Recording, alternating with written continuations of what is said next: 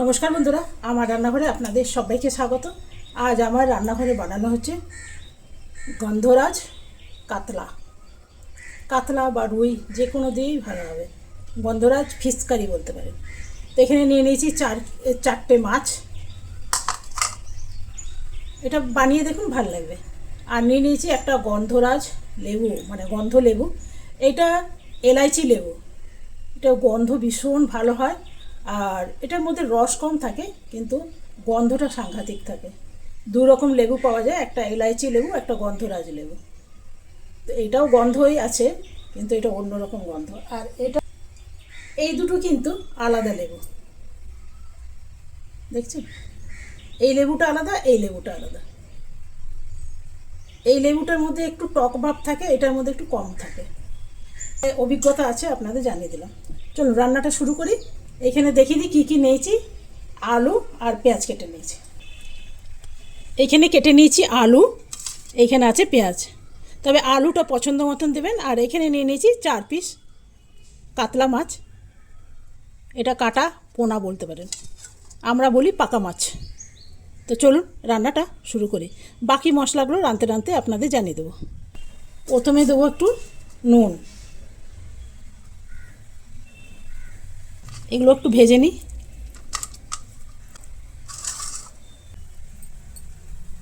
কড়াইটা গরম হয়ে গেছে, এখানে দিয়ে দেবো তো মাছগুলো।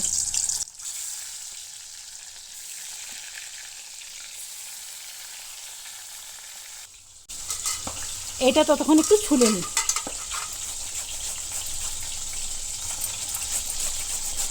এই সাদাটা যেন না চলে আসে, তাহলে তেতো হয়ে যাবে।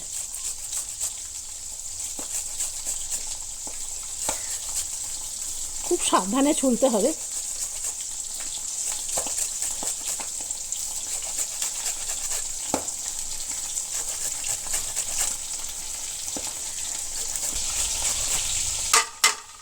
এটা অনেকটাই বেরিয়েছে, এরপরে সাদাটা চলে এসছে, বুঝলেন?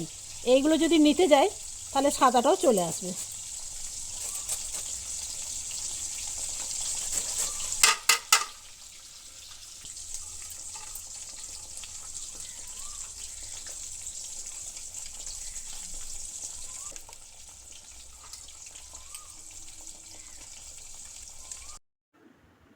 এই লেবুগুলো আমার তরকারির মধ্যে লাগবে, সেজন্য বীজগুলো ছাড়িয়ে রেখে দিলাম।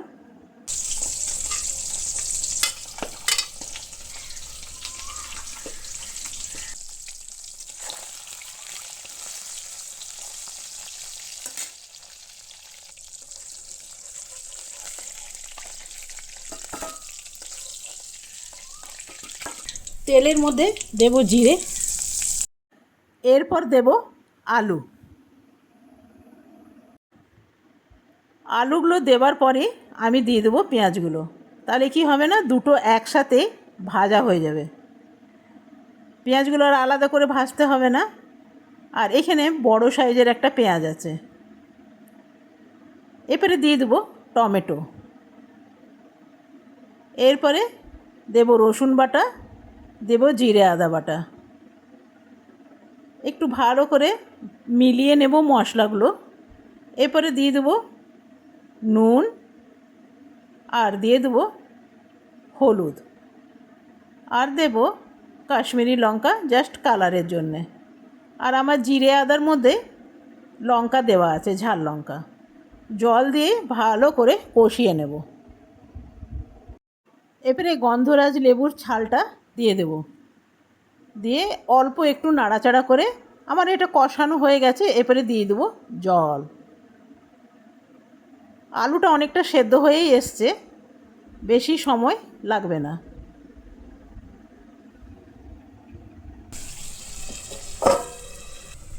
বন্ধুরা, এরপর বানাবো ঢেঁকি শাক। ঢেঁকি শাকটা কাটা হয়ে গেছে, বাছাও হয়ে গেছে।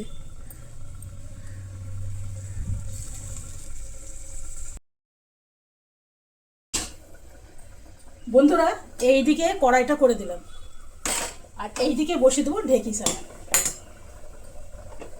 ঢেঁকি শাক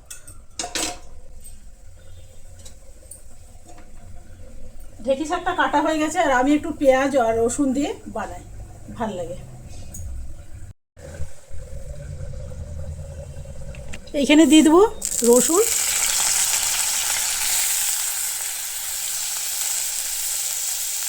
রসুন আর পেঁয়াজ দিয়ে দিলাম।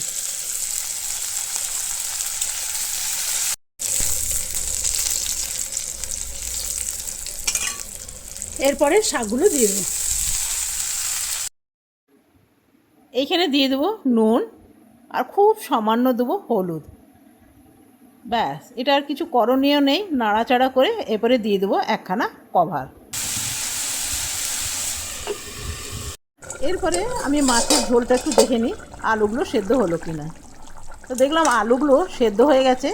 আর এইখানে যে দুটো লেবু কেটে রেখেছিলাম সেটা এর মধ্যে দিয়ে দেবো, কেন কি এই লেবুগুলোতে একদম টক ভাব নেই।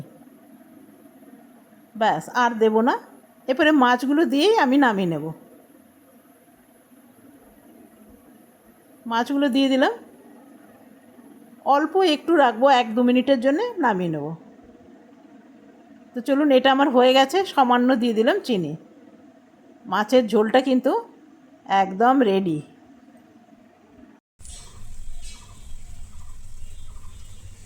আমি একটু উপর থেকে ছড়িয়ে দিলাম, তাহলে দেখতে ভালো লাগবে। এখন বর্ষাকালে কি হচ্ছে না, ধনে পাতাগুলো আনলেই নষ্ট হয়ে যাচ্ছে। বন্ধুরা, আজকে আমার তৈরি হয়ে গেল গন্ধরাজ ফিশ কারি। ভীষণ ভালো হয়, এত সুন্দর লেবুর গন্ধ না, আপনাকে আমি কি বলবো। ভালো লাগলে আপনারাও এরকম করে বানাতে পারেন। তো চলুন, এরপর আমি শাকটা একটু দেখে নিই। তো বন্ধুরা, এই হলো আমার গন্ধরাজ ফিশ কাতলা বা ফিশ কারি, যে যা বলবেন তাই। তো চলুন, এটা একটু সরিয়ে রাখি।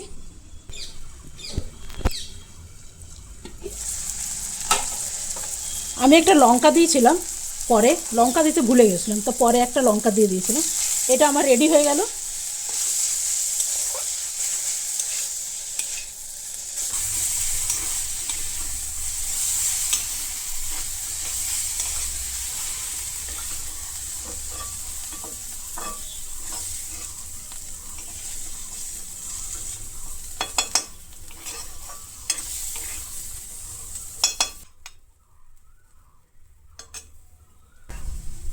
শাক হয়ে গেল আর মাছ হয়ে গেল।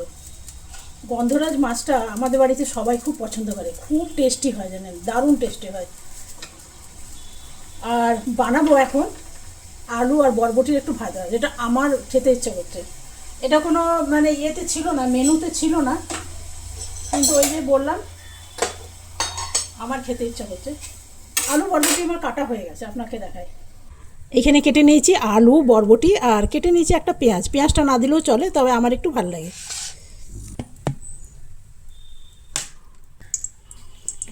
আমি একটু দেবো কালো জিরে, একটা দিলাম শুকনো লঙ্কা, আর এরপরে এগুলো দিয়ে দেবো। খুবই অল্প তেল দিয়ে আমি এটা ভাজবো। দিয়ে দিলাম নুন, আর দিয়ে দেবো হলুদ, আর কিচ্ছু দেব না। এটা আবার রুটির সাথেও খেতেও ভীষণ ভালো লাগে। তবে আমি এর মধ্যে দিব অল্প জল, যেহেতু খুব কম তেল দিয়ে বসেছি না, তাহলে জল একটু দিলে ভালো। দিয়ে দেবো একখানা কভার। আপনি যদি ভাবছেন যে কম তেল মশলা দিয়ে খাবেন, তাহলে কিন্তু অল্প তেল দিয়ে ওর মধ্যে অল্প একটু জল দিয়ে দেন। দেখুন, এক আধ দিন তেল তেল খাওয়াই যায়, বা 2 দিন খাওয়া যায়, রোজ রোজ রেগুলার খাওয়া যায় না। তো সেই জন্যে আমি এইভাবেই করি, এক আধ দিন খেলাম, আবার 4-5 দিন খেলাম না। অল্প জল দিয়েছিলাম আর ঢাকা দিয়ে দিয়েছিলাম বলে দেখুন ভাজাটা খুব সুন্দর হয়েছে, আলুগুলো সেদ্ধ হয়ে গেছে। তো চলুন, দারুণ হয়েছে, লোভনীয় একদম হয়েছে।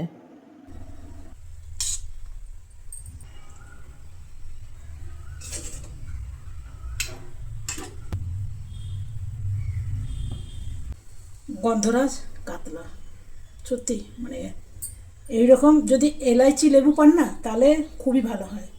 আর না পেলে তো গন্ধরাজ আছেই।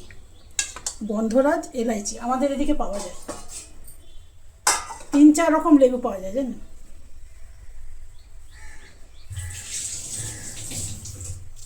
3-4 রকম লেবু আর 8-9 রকম লঙ্কা। একটা লঙ্কা আছে, যদি আপনি হাতে করে ভাঙেন না, 2 দিন হাত জ্বলবে। সেটার নাম হলো নাগা জলকিয়া, বা ভোট জলকিয়া। আর তারপরেও আছে আরও সাংঘাতিক সাংঘাতিক দুটো লঙ্কা। এই হলো আজ আমার থালা।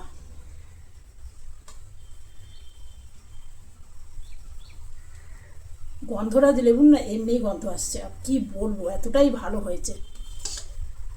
তো চলুন, আমার যেহেতু জানলাটা দিয়ে অতিরিক্ত রোদ আসে, তো এই জন্য থালাটা ভালো করে ফোকাস করতে পারে না, ও আমাকেই ফোকাস করে।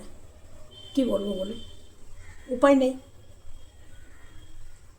তাও আমি চেষ্টা করছি ফোকাস করার। তো চলুন বন্ধুরা, যদি ভালো লাগে একটা লাইক করবেন, আর কেমন লাগলো ভিডিওটা অবশ্যই কমেন্ট বক্সে জানাবেন। আপনারা বানিয়েছেন কি না সেটাও জানাবেন। তো চলুন।